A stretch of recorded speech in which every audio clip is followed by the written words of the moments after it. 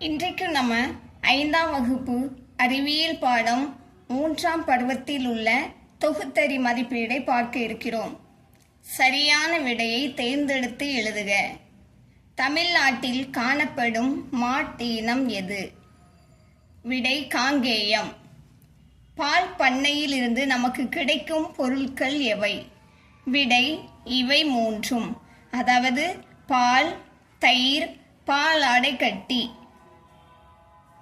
பஞ்சகவ்யத்தில் சேர்க்கப்படாத பொருள் எது? விடை காய்கறி கழிவு.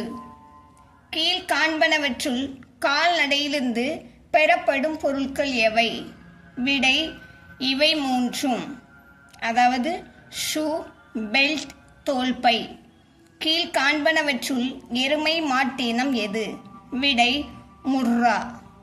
கோடிட்ட இடங்களை நிரப்புக. அதிக அளவு டேஸ் நடுவதன் மூலம் காற்று மாசுபாட்டை குறைக்கலாம். விடை மரங்கள். காற்று மாசுபாட்டை குறைக்க பெட்ரோல் மற்றும் டேஸால் இயங்கும் வாகனங்களின் பயன்பாட்டை குறைக்க வேண்டும். விடை டீசல். CFL விளக்குகளை பயன்படுத்த டேஸ் மின்சாரம் தேவைப்படுகிறது. விடை மிக குறைந்த. பொது போக்குவரத்தை பயன்படுத்துவதன் மூலம் டேஸ் மாசுபாட்டை குறைக்கலாம்.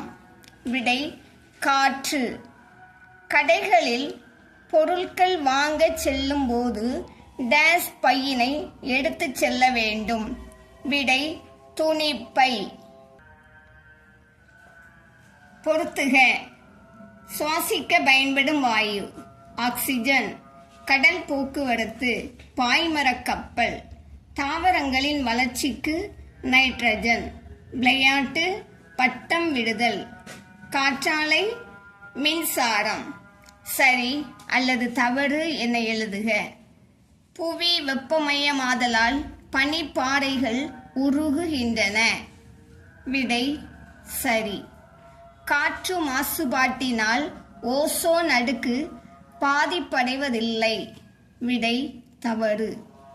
அமிலமலை பிரதான சின்னங்களை அரித்து சேதப்படுத்துகிறது. விடை சரி. சுவாச நோய் ஏற்பட காற்று மாசுபாடும் ஒரு காரணமாகும். விடை சரி. காற்று மாசுபாட்டின் விளைவினால் அதிகமான அளவு மழை பொழிகிறது. விடை தவறு.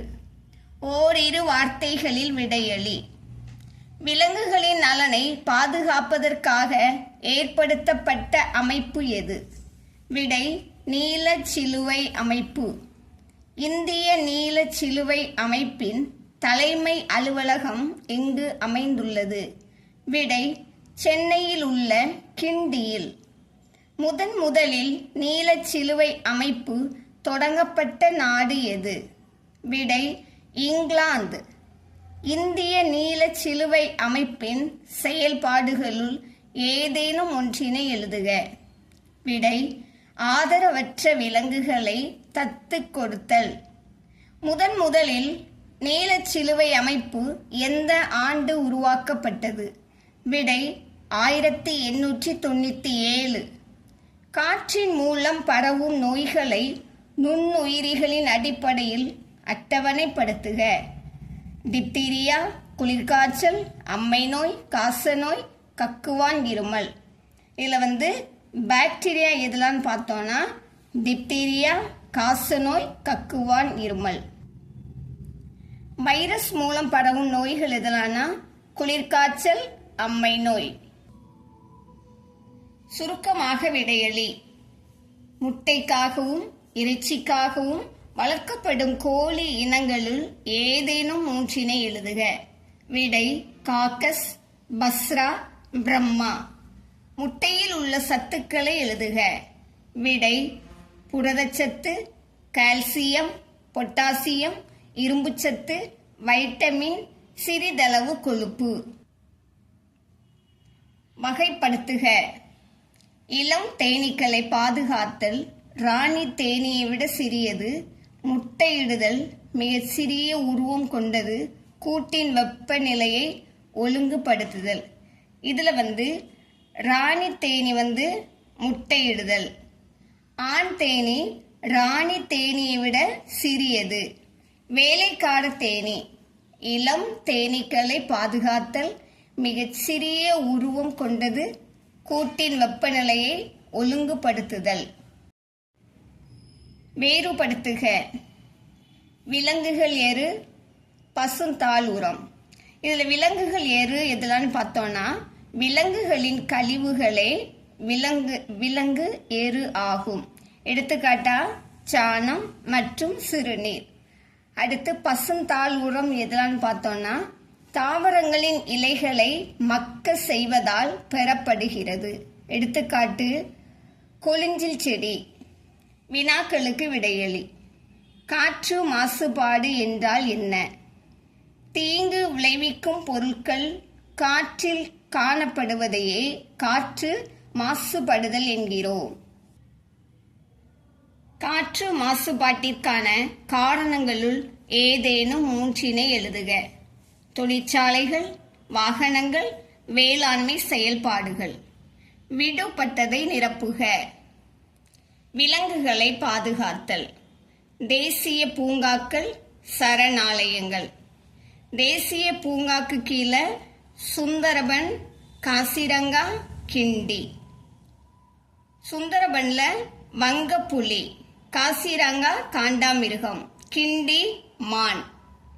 சரணாலயங்கள் முதுமலை, வேடந்தாங்கல். முதுமலை யானைக்கு, வேடந்தாங்கல் பறவைகள் சரணாலயம். விரிவான விடையளி. அழிந்து வரும் நிலையிலுள்ள உயிரினம் என்றால் என்ன?